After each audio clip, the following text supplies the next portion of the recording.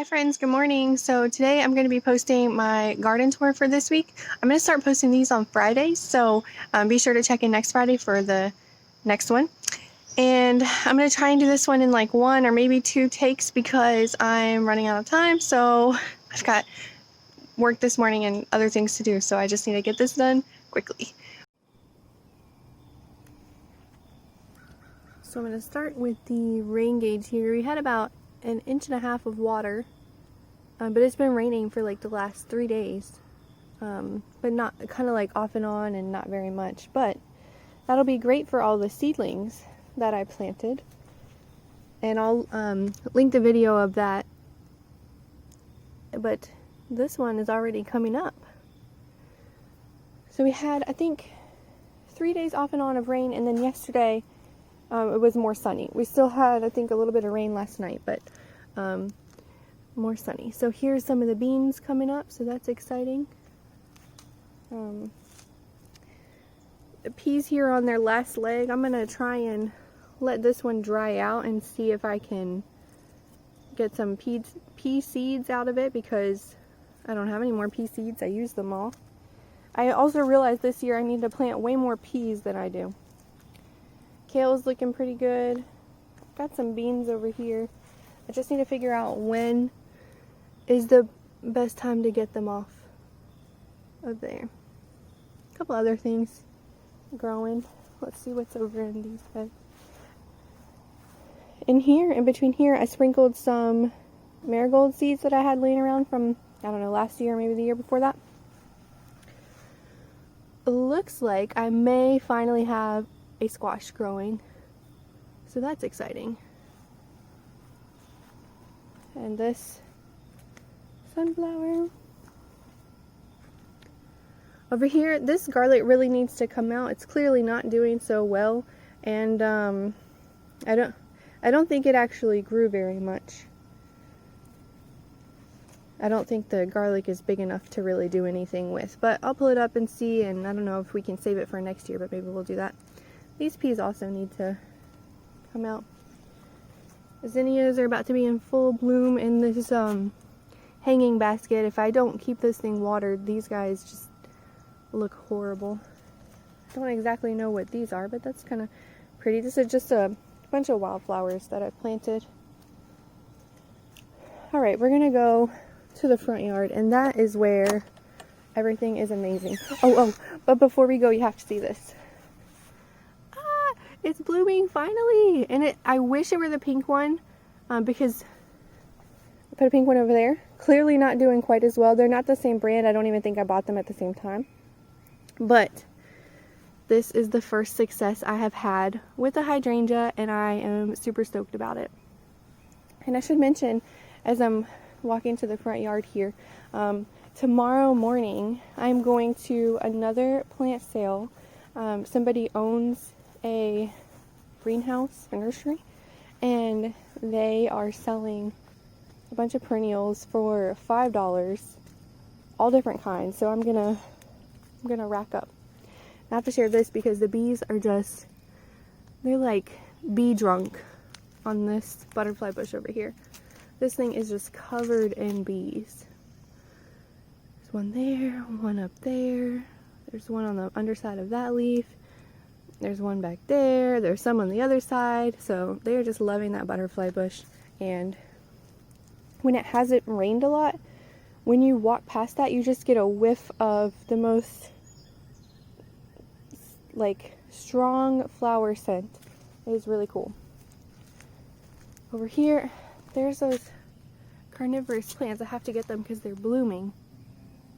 Oh, I'm disturbing a bee. And I'll have to share those with you, but that's the guy that I was disturbing, I think. They love these hosta flowers too. I hope having all of these other pollinators don't distract them from my garden, because that would not be good. I need them to pollinate my vegetables. Random in the ground tomato plant that I did plant is doing awesome. That's a sunflower right there. I had something growing down here. I forget what it was. I didn't really know what it was, but there's a bunny that comes around, and so I think he may have eaten it. But I think this is a sunflower, but it's got couple different buds, and I didn't really know sunflowers did that, but I have a couple different kinds of sunflowers, so who knows. But anyway, this is so exciting, and I cannot wait to get my other beds set up over here, and I'm thinking of another location to put them where they'll get more sun as well, so we'll see. You can see these tomatoes, they're just dripping water today because there's just been so much water, so much rain, but they're looking okay. I have never grown this type of tomato before. I'm normally used to, kind of grows pretty straight up and it stays pretty narrow, and you can pinch off the suckers and stake it up the pole and it'll grow well. But this one here, you've got the middle of the trunk that's about there, and that stem goes all the way over to there, actually even further. It's crazy. So I think I'm gonna get a cage or something. I don't know, it might be too late now. I'll just have to hope for the best. But there are buds all over this thing, which is super exciting.